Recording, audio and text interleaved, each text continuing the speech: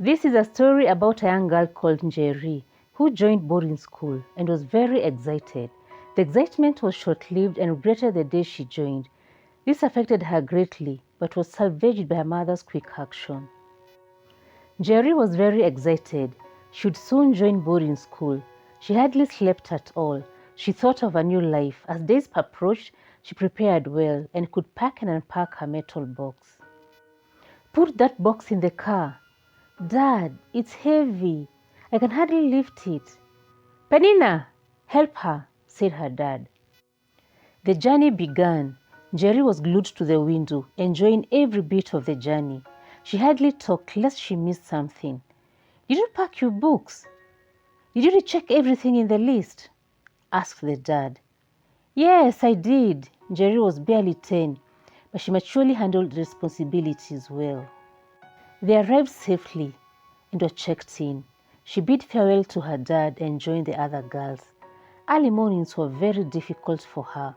It was cold, and they took cold showers. Reality struck her that she could be in school for 3 months, and she missed home very much.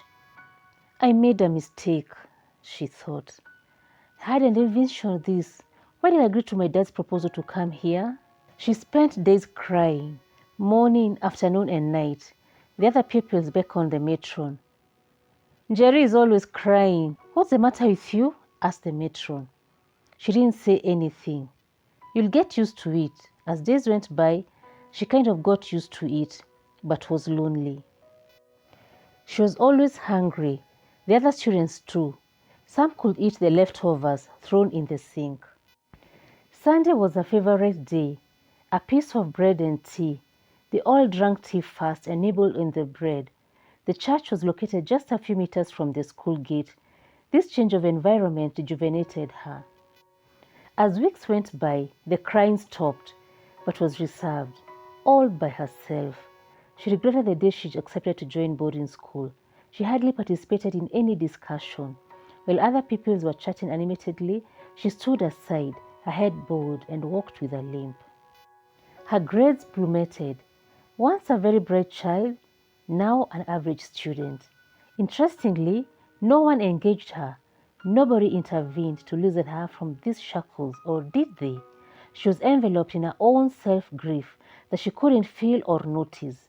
Daydreaming occupied her mind, thinking of her siblings and what she missed.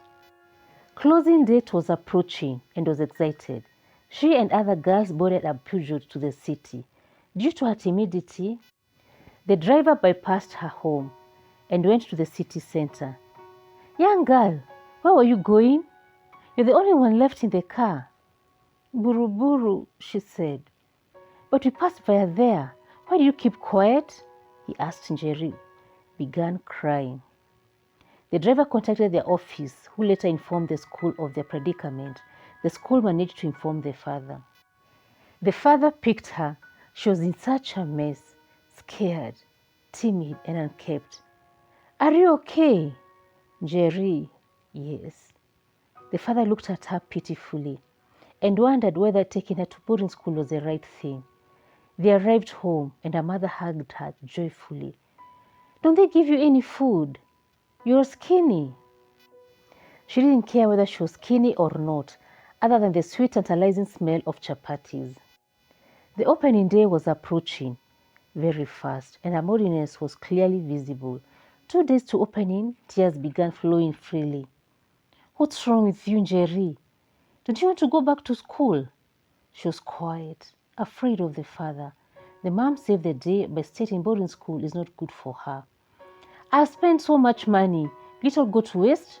Asked the father. We better lose the money and save her future, said the mother. Look at her. A once jovial Njeri has changed to a miserable, dull girl. Njeri brightened up a little bit and said softly, Please take me to day school. Any will do. The father was furious. I took you to one of the best boarding schools in this country, and are now asking for less? So be it.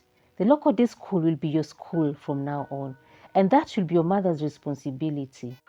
Njeri accepted that joyfully and resolved to be the best she can. She joined school for the new term, and the internal wounds were visible. She kept to herself and was very quiet. Other pupils teased her, and her performance was not good. The head teacher called the mother to school. Mama Njeri, I've received a report from Njeri's teacher about her dismal performance and poor social skills. Would you tell me briefly about your child? Yes, madam. Njeri's mother told her head teacher all that pertains her daughter and the effects of boarding school. What perturbs me now is, why is she still lost, yet is now in this school? They decided to cancel her. Njeri opened up and felt rejected by the father. Since her siblings attended good day schools and the father takes care of them, she felt unloved. After much counseling, Njeri made an intentional decision to thrive despite her present circumstances. She excelled in her performance and co-curricular activities. Swimming was her best sport and received many awards. She regained her self-confidence and passed so well in her final exams.